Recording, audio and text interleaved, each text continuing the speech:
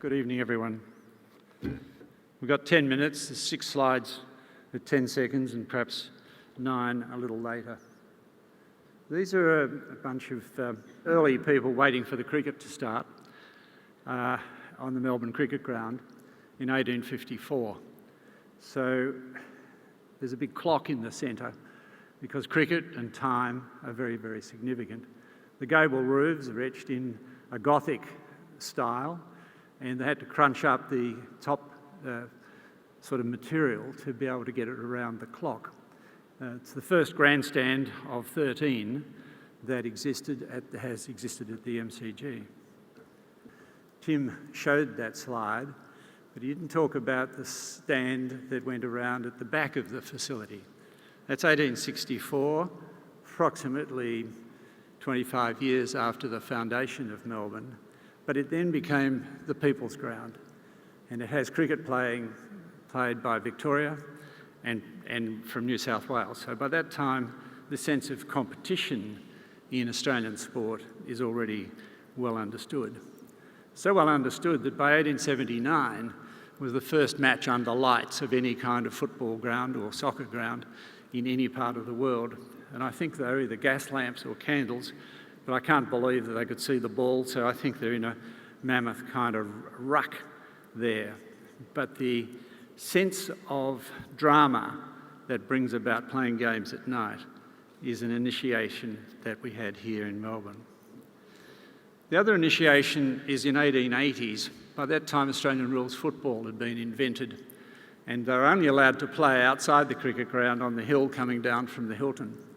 So the Edwardian stand that's here is really a stand that has a rooftop viewing where the seats change between watching the cricket and then swinging the back around like the old trams had, and then you could watch outside the ground to see the football. So the sense of the imagination of the architect was in great disbelief, and some of the Melbourne Cricket Club people didn't think that this could happen. Anyway, nobody fell off the roof and there was no litigation.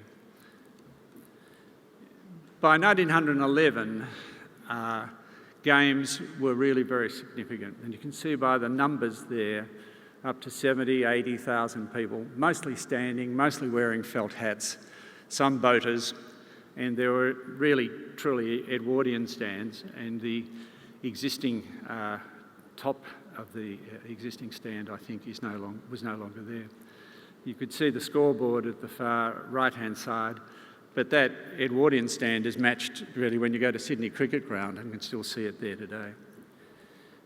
In 1956, the games came, as was mentioned earlier, and so there were 3 stands. The northern stand is on the eastern side, on the right-hand side of the screen. And then the members' stand of 1928, and then another stand a bit earlier than that, perhaps 1935. But the big western stand, and the one that we replaced in 1992, is the stand that was built during the Depression to get work for people and became a very strong stand, 2 tiers, but bench seating, and no particular distance between the seats like you've got here now. So in 1990 or so, we were commissioned to design a new stand to replace that stadium. And it's a 4-tier stand, and its arrival point is manufactured by drawing the way in to the outside of the stand. And so you can see a series of steps coming down to meet the ground, and as you walk up, so you can see people climbing the stairs. And so both sets of stairs are showing you people climbing up to then get into the stand and look down. There are other aspects of that whereby there's a great sculptural piece called The Wave by Tony, I've forgotten his name now, but a great sculptor, Tony Pryor, who was a fantastic sculptor of this period and unfortunately died not just about the time we were putting it up. When you look at architecture, I want people to read what's going on in the architecture we do, just to be able to say that the ramps that are on the outside have got a whole series of heads marching up to see, as opposed to the stairs. And it really is a period of time when stadia had moved on from what I would call the defensive mechanism, where nobody was allowed to go in. They were all sort of corrugated iron fences, barbed wire, bottle tops. And if you think of the suburban grounds, things were missing. So here we are with those 4 arrows showing you getting into the 1992 Southern Stand. The other 3, 1968 Ponsford Stand and the Member Stand of 1928, had to be removed a little later than this. So the way in which stands are structured has to do with a certain form of concrete space to build the mass to get people into seats safely, but then to lift up the rear tier with a very strong armature of sculptural steel itself, to put a truss in upside down, to pull the tension and to get the sense of an athleticism that you can see in the stand today. And in the other side of the stadium, you'll see it also with a lighter weight structure that we've done more recently. When you're inside the stand, there's a great wall of faces. And what you really have to think about is that if the back of the stand is turning its back on the railway line, then I want to see people's faces animating the space in which the relationship between the player and the spectator become alive, just as it is here now and just as it is in a ballet theatre or musical theatre. There are 45,000 people in this stand, and you can't build the upper deck any steeper than that, or people will fall over and drop down. That's the elevation of the end of the section that I was showing you, and therefore this sense of connectedness in a stand of this kind is built upon sponsorships of sponsors' boxes, but a wall of faces that continually build up and don't show in some of the American stadiums the whole splashy appearance, because Australians, I think, in a democratic sense, value each of us being there and wanting to see the game. There are no columns in this one, but it's a backstage cantilever.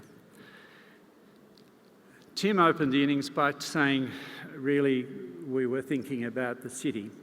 And this brief chat is really about the city and the stadium, and how we judge and think about architecture can be judged from its meaning, which is point 5, can be judged by its structure, point 1, but within it we have to think about the typology, which is content, then form, and then expression. So those 5 things are sort of elements that you can analyse in all forms of architecture, literature, and music.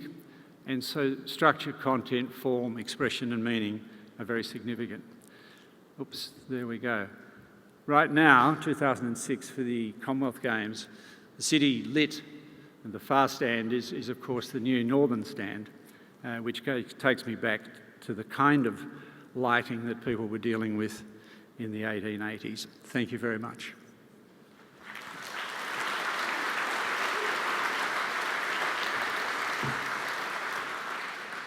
My final slide is about St Patrick's Cathedral. You'd be surprised. What we've done is cut the nave off in half, and then on the other half shown the exterior and the interior. And so what I want to show you is the 2 faces of architecture. It's a bit like Picasso's Marie Therese, where you can see her in elevation and then you can see her in profile. So we have to read architecture in a comprehensive way. We have to note that we're thinking about the interior and manufacturing the exterior, or we can manufacture the exterior and then think about the interior. So both those faces have to come together, and that's why I admire William Wardell's work. You can see it took a long time to get going. 1858 groundbreaking, 1897 consecrated, it stopped by the boom, and then completed in 1939.